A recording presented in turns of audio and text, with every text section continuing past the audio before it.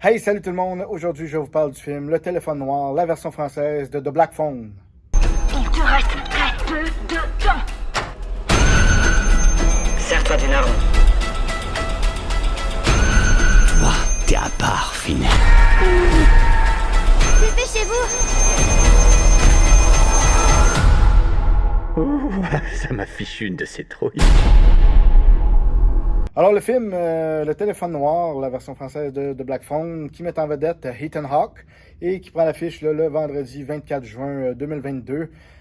C'est un suspense. En fait, dans la bande-annonce, il considère ça, il marque le nouveau film d'horreur cauchemardesque qui est arrivé, puis tout ça. Mais en fait, c'est pas mal plus un suspense qu'un film d'horreur. Et puis, en fait, c'est un film réalisé par Scott Derrickson, qui est connu là, pour avoir fait l'excellent film Sinister, justement encore avec Ethan Hawke.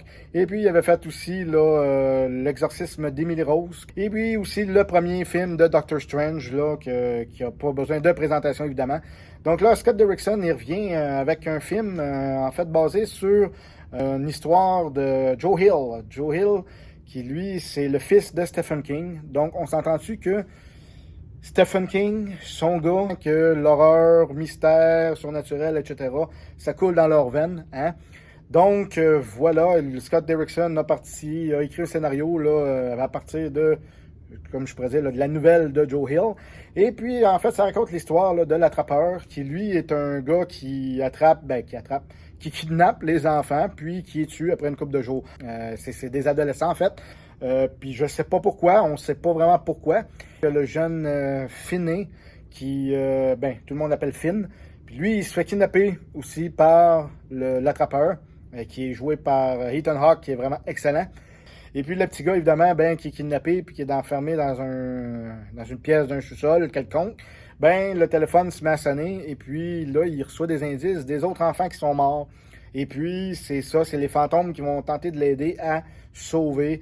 Parce que chaque enfant a peut-être réussi à avoir des indices sur quelque chose, puis à réussir à tenter de s'enfuir. Fait que là, il donne les indices à ce jeune-là, là, à Finn, pour tenter de l'aider. Sa sœur, elle, Gwen, elle a des espèces de rêves qui peut indiquer un peu là, des indices à la police, puis donner des indices sur les enlèvements, puis où est-ce que pourraient se trouver les enfants, puis tout ça. Quand que son frère disparaît, elle essaye de tout pour essayer de rêver, pour avoir des rêves qui peut peut-être tenter de sauver son frère.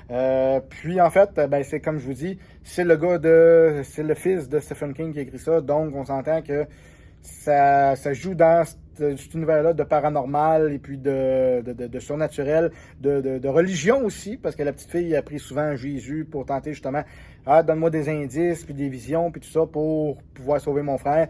Puis tu sais, c'est ça, fait que ça reste dans cette lignée-là. Puis évidemment, là, la police, elle, évidemment, vont enquêter là-dessus.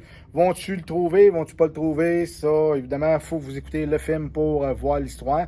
Mais c'est quand même, je vous dirais, c'est quand même très bon. Moi, j'ai passé un très bon moment. J'ai pas vu le temps passer. C'est bien filmé. La musique est super bonne. L'intro, le générique, c'est vieillot, ça se passe en 1978 à Denver. Fait que c'est vieillot un peu, là, ça a de l'air vieux, c'est granuleux, là, les images. Puis là, tu vois le montage. La musique, elle ressemble un peu à Sinister, justement. Puis elle est vraiment bonne, la musique à la fin, c'est la scène finale. Je veux dire, ça, c'est bien fait. Côté photographie, écoute, c'est comme on dit, c'est simple.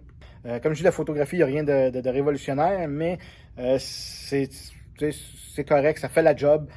C'est intéressant. Le montage est bon, comme je dis. Il y a la musique, puis tout ça. Là, ça fait vraiment là, une bonne ambiance. L'ambiance est là. L'ambiance sombre, dark est là. Fait que, non, l'histoire est bien pensée. C'est bien intéressant. Par contre, c'est un petit peu prévisible dans le sens où, à un moment donné, un personnage dit quelque chose. Puis après ça, là, une couple de minutes plus tard, un autre personnage dit quelque chose. Puis là, tu dis, Stiffy, c'est ça. C'est ça qui va arriver, puis ça va être ça. Malheureusement, c'est ça. Si t'es le moindrement attentif puis t'écoutes le film comme du monde, c'est sûr que tu vas catcher peut-être la fin, tu vas catcher ce qui s'en vient, puis tu vas trouver entre guillemets, le punch du film. Mais, par contre, l'autre qui m'accompagnait, elle a pas vu ça venir pas en tout, elle s'attendait pas à ça du tout. Puis, elle a resté surpris, puis certaines autres personnes aussi ont resté surpris parce que t'entendais murmurer, maudit, tu sais. Puis il y en a d'autres, bien évidemment, tu sais, je te l'avais dit, puis c'est ça que je pensais. Fait que tu sais, c'est le fun, tu sais, c'est un bon suspense, c'est un bon thriller. C'est pas, tu sais, comme je dis, c'est pas rien de révolutionnaire, mais c'est intéressant, c'est une bonne enquête à suivre, c'est un bon film là, à découvrir, là, qui était quand même attendu par la communauté de l'horreur, parce qu'évidemment, ça fait plusieurs fois qu'il est reporté à cause de la pandémie, évidemment. C'était supposé de sortir au mois de janvier, ça a été repoussé au mois de juin, là, ça sort. Pour les fans, allez voir ça, ça vaut la peine. Je veux dire, c'est pas, comme je vous dis, attendez-vous pas à quelque chose de révolutionnaire ou quoi que ce soit, là. Mais c'est quand même un bon moment, c'est un bon divertissement. Tu sais que c'est Ethan Hawke qui est le tueur en série là-dedans, puis qui a enfermé un petit gars. Puis tu sais qu'il y a des fantômes qui appellent le petit gars par un téléphone qui fonctionne pas, qui est pas branché, rien. Puis qui l'appellent pour tenter de l'aider, tu sais. Mais je veux dire, c'est quand même intéressant de se laisser emporter par cette histoire-là, puis de tenter de voir ce qui va arriver, puis de suivre le film pour voir jusqu'où ça va aller, puis est-ce que Finn va s'en sortir, il s'en sortira pas, la police va-tu le retrouver ou pas. C'est ça qui est intéressant, c'est vraiment bon pour ça. Mais comme je dis, c'est pas un scream que là, t'as des indices, puis que t'essaies de trouver c'est qui le tueur ou quoi. C'est un film classique, c'est basé de même, tu sais c'est qui le tueur du début, tu sais c'est qui le tueur à la fin, mais comme je dis, il y a une petite twist à un moment donné, juste une petite affaire pour nous faire dire...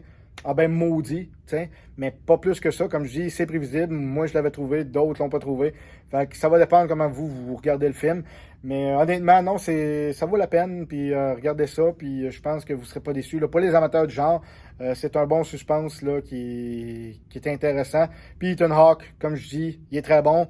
Et puis les deux enfants là aussi là qui fait Finn là, Mason Thames, puis sa sœur là Madeleine McGraw qui fait Gwen. Les deux enfants sont très bons. Je les ai pas vus nulle part avant. C'est des bons acteurs. Ethan Hawke aussi, ben, on connaît son talent. Puis le voir dans un film où c'est lui le tueur en série, c'est différent. Puis, c'est ça qui est intéressant à suivre dans l'histoire. T'as des moments, il y a des masques, il y a tout le temps des masques un peu freak, là. Et puis, comme des masques de diable, puis tout ça. Puis là, c'est ça. Tu sais pas, le gars, il a de l'air sympathique même, des fois, la façon qu'il parle aux jeunes, puis tout ça. Puis de la façon qu'ils communiquent avec lui, puis de la façon qu'ils ont les échanges. Mais tu sais qu'il est fou. Ça fait plein d'enfants qui tuent. Puis tu sais, c'est ça, je dis. Tu sais qu'il est méchant. Mais son personnage est fait en sorte qu'il a de l'air sympathique, mais il l'est pas tant que ça. Mais je pense que pour les amateurs de films d'horreur et de suspense, vous allez aimer le film. L'ambiance est là. C'est dark, c'est sombre, on reconnaît un peu la patte. C'est le fils de Stephen King qui avait écrit l'histoire. Fait que, on reconnaît un peu le genre. Le téléphone noir de Black Phone, je lui donne la note de 7.5 sur 10.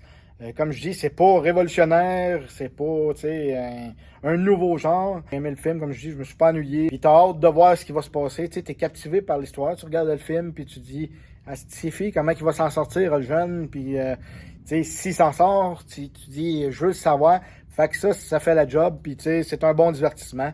Alors là-dessus, comme d'habitude, je vous demande de vous abonner si vous voulez. Laissez des petits pouces bleus pour m'encourager. Faites sonner la petite cloche là, pour avoir les prochaines notifications là, pour les prochaines critiques, puis les prochaines vidéos que je vais faire. Et puis là-dessus, je vous souhaite un bon film. Ouh, ça m'a fichu une de ces trouilles.